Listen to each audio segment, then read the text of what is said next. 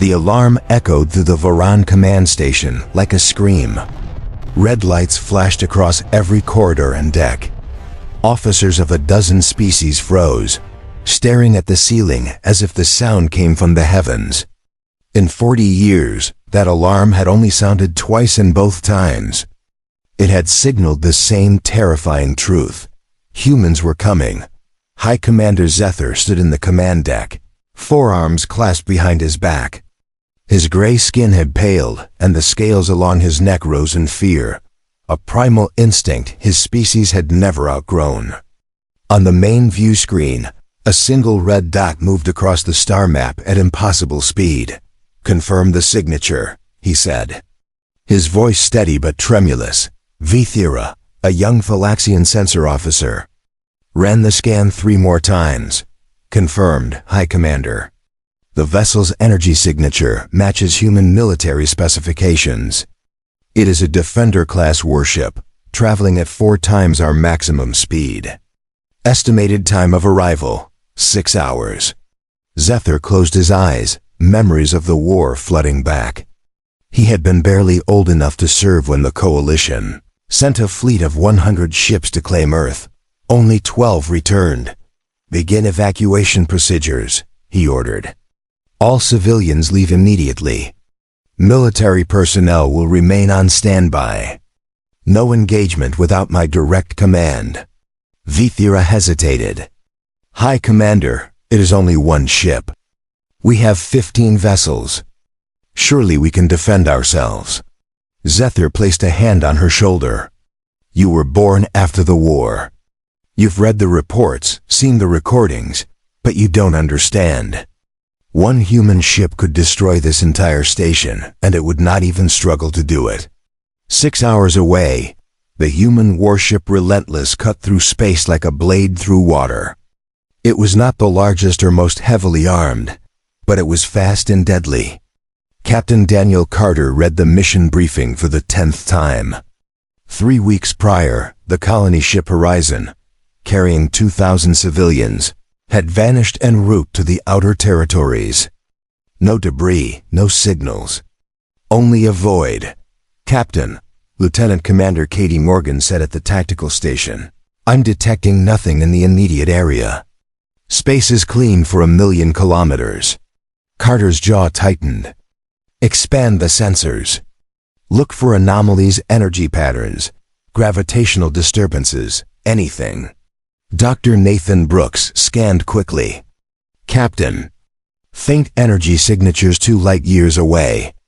Coalition plasma weapon residues." The bridge fell silent. Humanity and the Coalition had maintained a fragile peace for decades, a peace born from fear. If the Coalition had attacked a civilian vessel, that peace was over. Send a message to Fleet Command. Inform them. Then set course for those coordinates maximum speed, Carter ordered. The Relentless dropped out of faster-than-light travel near an asteroid field. Captain Carter stared at the screen. Debris from the horizon, scattered among rocks, confirmed the horror he had sensed. 2,000 lives lost. Civilians murdered deliberately. "Sir," Morgan said, "analyzing the asteroid, I'm picking up human life signs. Faint, but alive." Captain Carter's heart surged. "Prepare a rescue team." Meanwhile, the Coalition cruisers arrived, expecting an easy kill. Their lead commander, Vorak, appeared on the screen, yellow-eyed and cruel. "You are trespassing," he spat. "The ship you seek carried illegal weapons and was destroyed. Leave now, or share its fate." "I have evidence of your crime," Carter said calmly. "Debris patterns, human remains, targeted family quarters. 1 chance to tell the truth." Vorak laughed, disbelief in his voice. "1 ship against 3? You are insane."